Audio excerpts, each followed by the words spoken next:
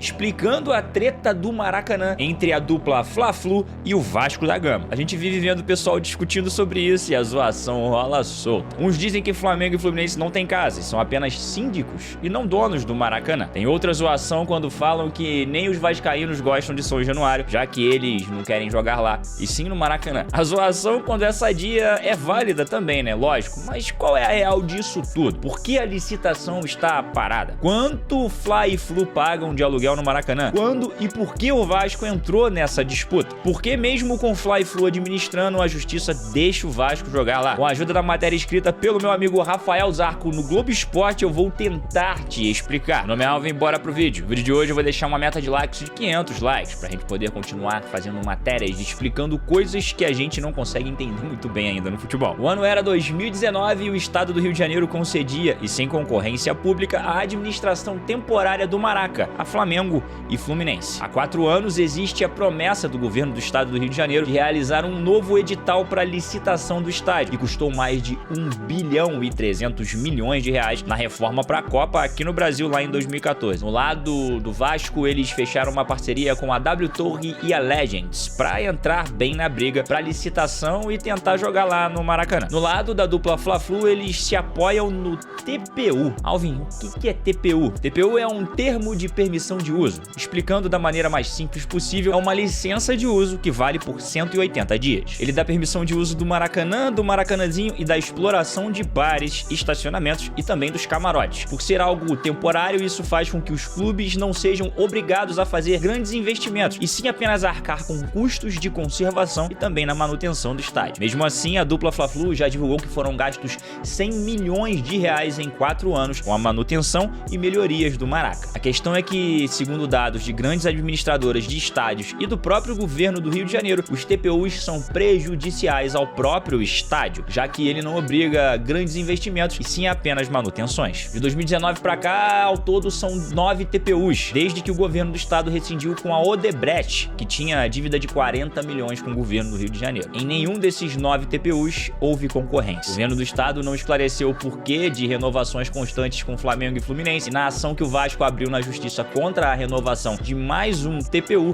o governo defendeu o acordo com a dupla Fla-Flu. Alvin, já que Fla e Flu usam o Maracanã, quanto que eles pagam por lá? O custo fixo estabelecido no famoso TPU é de 199 mil reais fixos por mês, mais ainda 65 mil reais referentes à utilização do museu e também do estádio. Esses valores é o que os clubes pagam ao governo mensalmente, tá, galera? Ainda temos aí a manutenção em dia de jogo, no pós-jogo e toda essa história. Já na próxima licitação foi estipulado o custo mínimo de 416 mil reais por mês, ou seja, o valor vai ficar mais salgado, né? Em contas e números frios, o governo deixou de arrecadar 10 milhões de reais na diferença de um acordo pro outro. Mas e o Vasco da Gama? Quando que o Cruz Maltino entrou nessa briga aí, galera? A primeira reunião do clube com o governo do estado foi em abril do ano de 2021, onde o Vasco e seus parceiros manifestaram interesse em participar da gestão do estádio. Desde que o clube se manifestou, já foram 5 renovações automáticas de TPU, ou seja, o Vasco nunca teve a chance de apresentar aquela oferta. O presidente do Fluminense, inclusive, deu uma declaração dizendo que o clube só está interessado no Maracanã depois de virar SAF. Declaração que não é verdade, né? Já que a venda da SAF do Vasco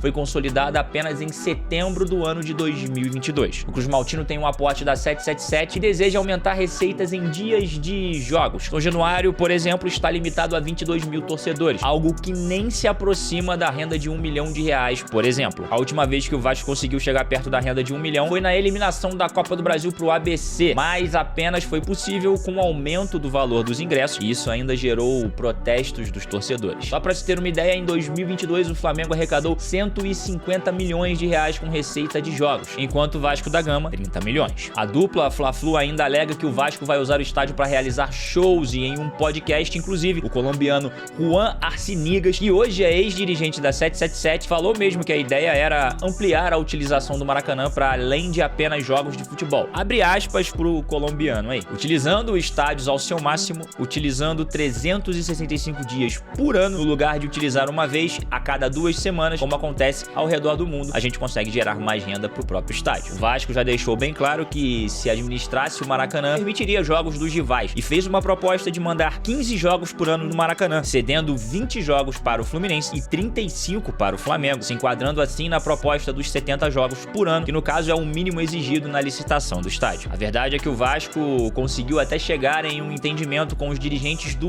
rubro-negro carioca, mas nunca conseguiram acertar algo com os tricolores. Por R$10 toda rodada sem gastar R$1. Conheça agora os palpites grátis da Estrela Bet. É muito simples e não tem segredo nenhum. É só clicar no link que está na descrição desse vídeo, criar a sua conta e fazer o seu palpite. E o melhor, totalmente de graça. Acertou o placar do jogo? Você ganha R$10 na sua conta. E esses R$10 você pode sacar ou usar no próprio site da Estrela Bet. Porque lá é assim: jogou, brilhou. Agora vamos voltar pro vídeo. Outra dúvida que vive circulando nas redes é: mas por que a justiça dá ganho de causa ao Vasco quando eles pedem pra jogar no Maracanã, já que Flamengo e Fluminense administram o estádio? Essa resposta é muito simples e não tem mistério. No contrato da TPU, na cláusula que fala sobre obrigações, uma delas é essa aqui, ó: fica vedado favorecimento a uma ou mais de uma agremiação por meio de oferta de utilização exclusiva ou preferencial do complexo, em especial do estádio jornalista Mário Filho. Alvin, mas eu não entendi nada. Eu também não tinha entendido nada, na verdade, mas depois que eu fui ler melhor e pesquisar um pouco mais, eu entendi sim, e na verdade é bem simples, se liga. Quando não houver conflito de datas, qualquer outro clube que não seja Flamengo ou o próprio Fluminense tem o direito de usar e sempre atuar no Maracanã, pagando obviamente um aluguel. Ou seja,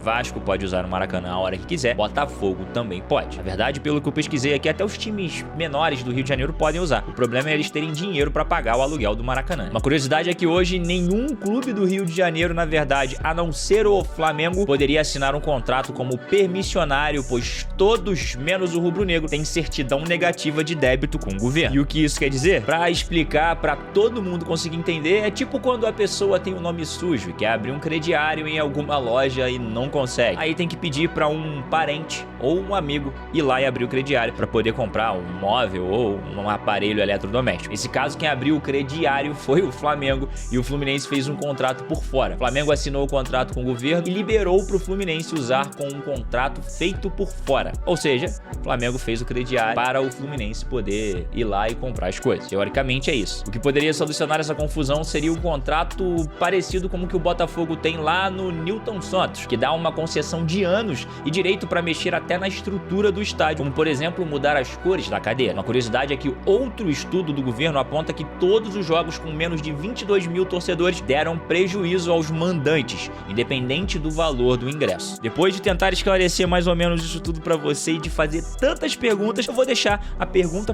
para você que está me assistindo aqui. Você acha que o Vasco realmente deveria insistir nisso e querer jogar no Maracanã? Se você chegou até aqui e assistiu esse vídeo e está informado e gostou de assistir esse vídeo, não esquece de se inscrever em nosso canal, deixar o seu like, o seu comentário. Meu nome é Alvin e até a próxima.